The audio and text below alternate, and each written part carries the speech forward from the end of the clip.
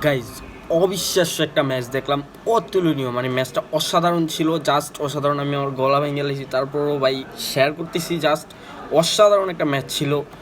যে যেমন পারফরমেন্স করতেছে, শুরুতে খারাপ লাগছিল কারণ তারেক গাজী যখন ইনজুরিড হয়ে চলে গেছে, জায়ান আহমেদও ইনজুরিড, মাথা পুরা খারাপ হয়ে গেছে। তবে আজকে সোহেল রানা তার বেটার পারফরমেন্স দিছে, সাদুদ্দিন তার বেটার পারফরমেন্স দিছে, মিতুল মার্মা যদিও একটু ভুল করছিল তারপর তার বেটারটা বের করছে।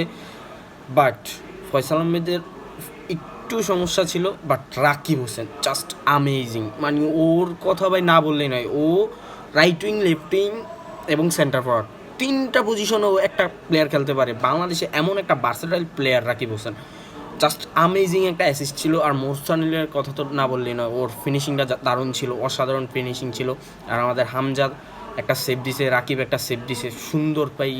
মানে ফুল টিম কম্বিনেশন ছিল, প্লেয়ারদের কনফিডেন্স ছিল আমরা জিতমু। জাস্ট আমরা দিন শেষে একটা রেজাল্ট বের করছি ভাই। আমরা দর্শক হিসাবে তো এতটুকুই চাই, আর কিছু না। দর্শক হিসাবে আমাদের চাওয়াই শুধু এতটুকু, কে ভালো খেললো কে খারাপ খেললো ওটা তো না, আমাদের রেজাল্টটা যাতে আলটিমেটলি ভালো থাকে, আমরা দর্শক হিসেবে এতটুকু চাই। আরেকটা কথা, ইম্পর্টেন্ট কথাটা হলো যে কোচরে যদি চেঞ্জ না করা হয় তাহলে মনে করবো যে এইখানে সিন্ডিকেটটার বড় সমস্যা। কারণ এক ম্যাচ দিয়ে আপনি একটা কোচ নির্ধারণ করতে পারবেন না। আপনি কোচের অনেক ম্যাচ খেলছেন, একটা ম্যাচ জিতে আপনি একটা কোচ নির্ধারণ কোনোদিনও করতে পারবেন না। তো জাস্ট আমার কাছে অসাধারণ লাগছে।